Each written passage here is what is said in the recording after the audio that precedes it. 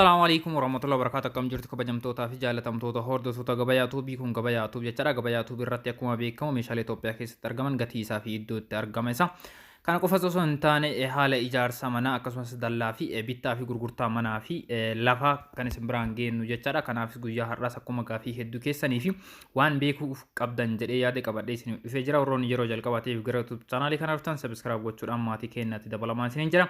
Maatii keenya kan taatan like share gochuudhaan nu cinaa dhaabbadha. Egaa viidiyoo YouTube kan jala yoo naannoftanii viidiyoowwan garaagaraatu jira. Isa keessa barnoota hedduu kan irraa argattanii fi kan irraa fayyadamuu dandeettan viidiyooleen hedduu jalatti fe'amanii kan jirantu jira jechaadha. Kanaaf isas irra deebi'aati ilaalaa isiniin jecha.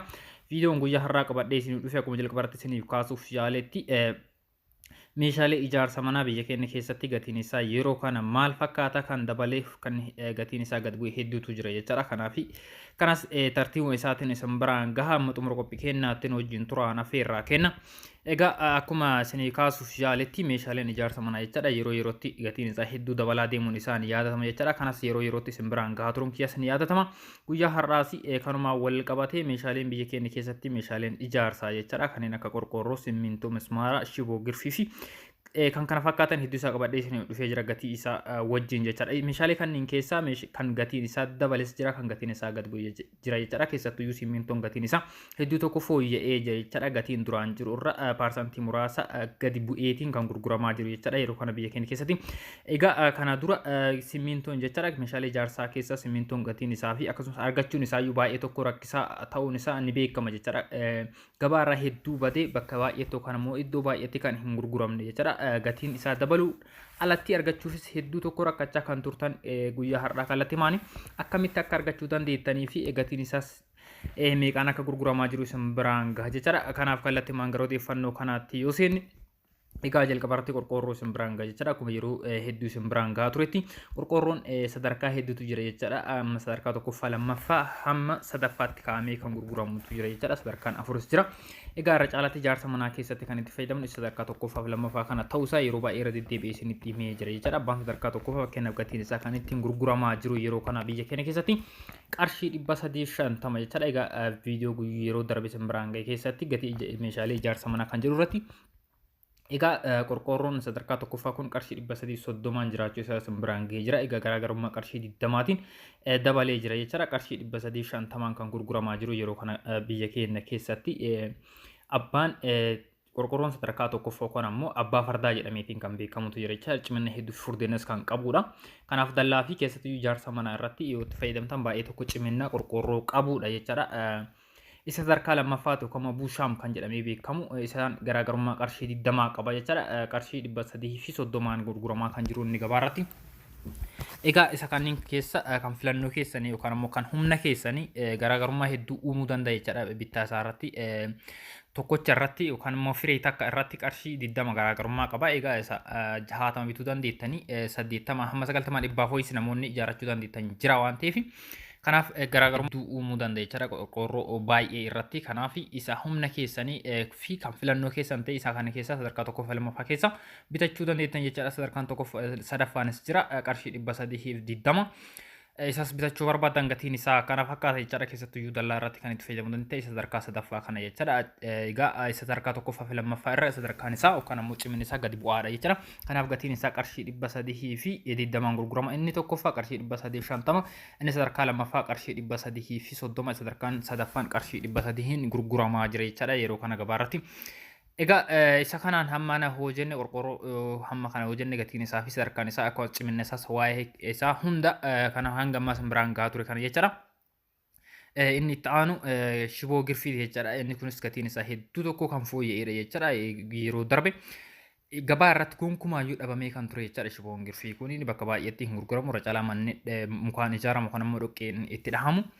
Shiboo girfii kanaan dalagamuun isaa murteessaadha jechaadha. Waan dirqamatee itti fayyadamuu qabna cimina mana keenyaa fi yookaan ammoo ashawaa yeroo garafnu yookaan yeroo kunnu irraa jiguu akka hin dandeenye nu tajaajila jechaadha. Kanaaf maraan tokko qarshii 1600 gurguramaa jira jechaadha yeroo kana gabaarratti. Iddoo barbaadanitti mana gurgurtaa meeshaalee ijaarsaa yoo jettani barbaadan iddoo kamittuu argachuu ni dandeettan jechaadha. Yeroo darbe argachuun isaas akkuma simmintoo baay'ee tokko rakkisaa kan turedha jechaadha. Shiboon kun qarshiin isaas yookaan immoo gatiin isaa qarshii naannoo 2,500 hamma 3,000tiin iddoo itti gurguramaa turetu jira. Kanaaf qarshii 1,600 maraa tokko bituu ni dandeettan jechaadha. Maraan tokko meetira hedduudha kan dheeratu. Egaa mana keessan maraa kana baay'ee isaa yookaan ammoo muraasa isaa soo bittan isiniif gahuu ni danda'a jechaadha. Meetira isaa hammam akka dheeratu adda hin baafanne yeroo itti aanutti meetira hammam akka dheeratuu fi mana keessanis wal bira qabne mana luukii 60 jarachuu barbaadan maraa hammam isin gaafachuu akka danda'us gamanumaan laalla yeroo itti aanu jechaadha.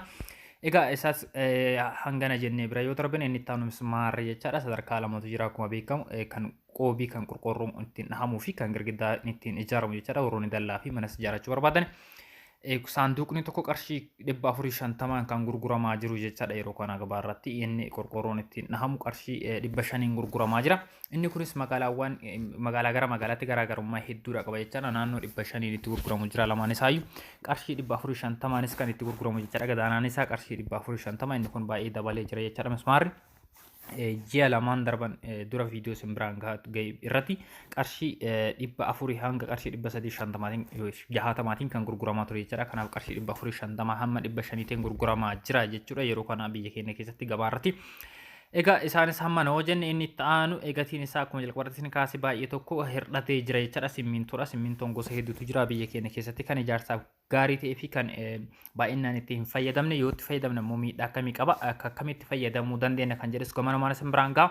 Egaa yeroo darbe qarshii 800 hamma 850 itti gurguramaa turetu jira. Seera qabeessa kan jedhame qarshii 700 fi hamma 750 gadaanaa 750 kan itti gurguramaa ture jechaadha. Magaalaa Finfinnee fi naannoo sanitti magaalota argamaniif qarshii 600 hamma 650tiin kan gurguramu yoo ta'u irra jireessi baay'ina magaalaawwan hedduu keessatti qarshii 800 hamma 850 kan gurguramaa ture jechaadha. Yeroo kana hoo maal fakkaata gatiin isaa kan jedhuu fi fakkeenyaaf simmintoon irra caalaatti ijaarsaaf itti fayyadamnu simmintoo naashinaal simmintoo fi daangootii kan jedhamudha jechaadha. Kanaaf gatiin isaa baay'ee tokko hir'atee jira akkuma jalqabarratti kaasetti. Naashinaal simmintoon qarshii 630 gurguramaa jira jechaadha. Yeroo kana gabaa irratti qarshii 750 fi hamma 800 kan turedha jechaadha. Amma magaalaawwan hedduu keessatti faca'ee kan gurguramaa jiru qarshii 630 gurguramaa jira jechaadha. Inni itti aanu daangootiidha. Daangootii simmintoon qarshii 650 gurguramaa jira. Garaagarummaa qarshii 20 qaba jechaadha. Kanarraa kan hafan simmintoowwan kaawwan kanneen akka mugariif darbaa fi kan kana fakkaatan simmintoon hedduutu jira. Irra caalaatti ijaarsa namoonni baay'ee ittiin dalagachuu kan immoo ittiin hojjechiisuudhaaf baay'ee hin filatan jechaadha. Isaan kunneen qarshii 600 kan gurguramaa jiru jechaadha yeroo kana gabaa irratti.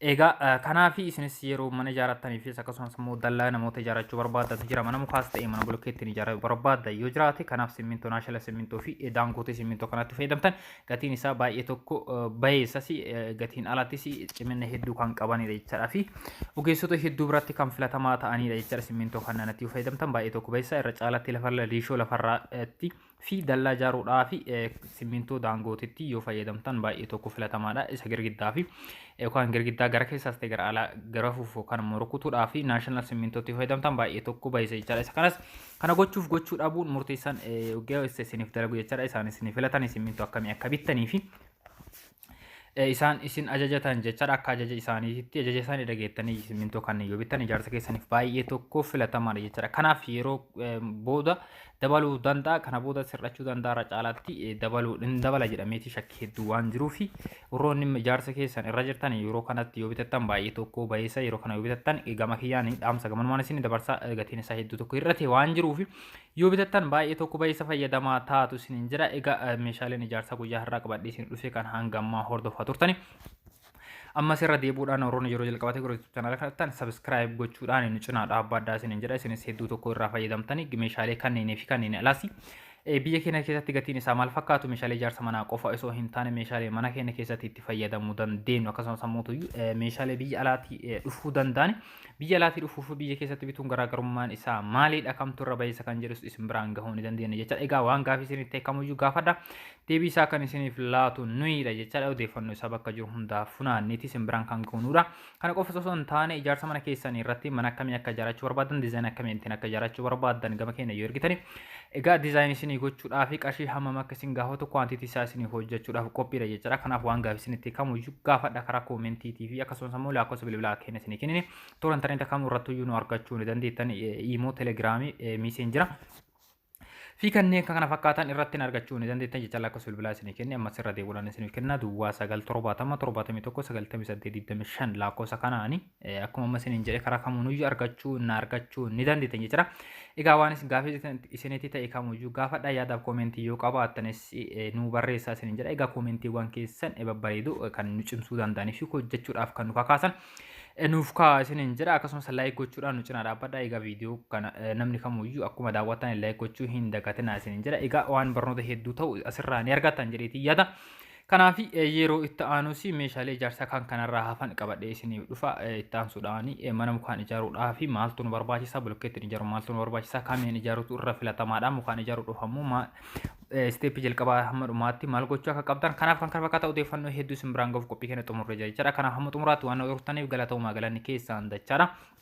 Ammas irra deebi'uudhaan subscribe godhaati maatii keenyatti dabalamaa isiniin jedha. Viidiyoowwan kana dura gadhiifnes jala deemaatii ilaala. Barnoota hedduu irraa argattan isiniin jedha.